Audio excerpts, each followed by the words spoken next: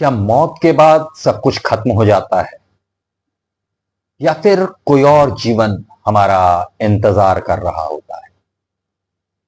नमस्कार, आप देख रहे हैं द धर्म संसद।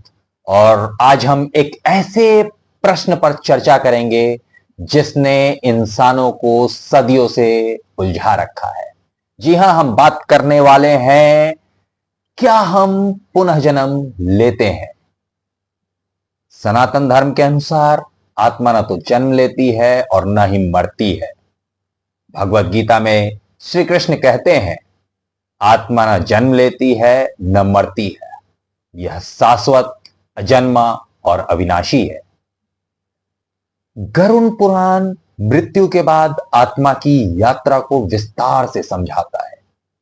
जब प्राणी मरता है तो उसकी आत्मा यमदूतों द्वारा यमलोक ले जाई जाती है, जहां उसके कर्मों का लेखा जोखा लिया जाता है। गरुड़ पुराण में वर्णन है कि जीव अपने कर्मों के अनुसार नरक, स्वर्ग या पुनः जन्म प्राप्त करता है। यदि किसी ने दूसरों को धोखा दिया तो वह अगली बार चोर या पतित योनि में जन्म लेता है। जिसने दूसरों की सेवा की वह ब्राह्मण या ज्ञानी रूप में जन्म ले सकता है। ऋग्वेद में कहा गया है कि हे प्रभु, हमें फिर से जन्म दो।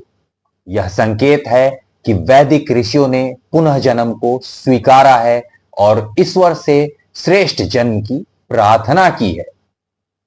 शंकराचार्य ने कहा था, आत्मा शरीर बदलती है जैसे व्यक्ति कपड़े। भारत में कई पुनः जन्म के वास्तविक केस मिलते हैं, जैसे श्रुति पांडे, शांति देवी इत्यादि, जिन्होंने पिछले जन्म की बातें याद रखी और आज भी कहीं ना कहीं भारत के सुदूर प्रांतों में एकाध ऐसे केस देखने को मिल ही जाते हैं। हमारे हर कर्म का फल मिलता है।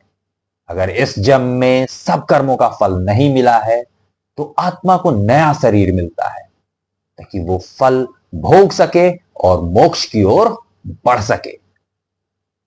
मृत्यु अंत नहीं, यह सिर्फ एक विराम है, एक अध्याय का अंत और दूसरे का आरंभ। पुनः जन्म कोई कल्पना नहीं, बल्कि कर्म, आत्मा और ब्रह्म के शाश्वत संबंध की व्याख्या है।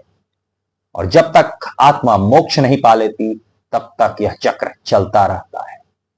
तो यह प्रश्न यह नहीं है कि पुनः जन्म होता है या नहीं।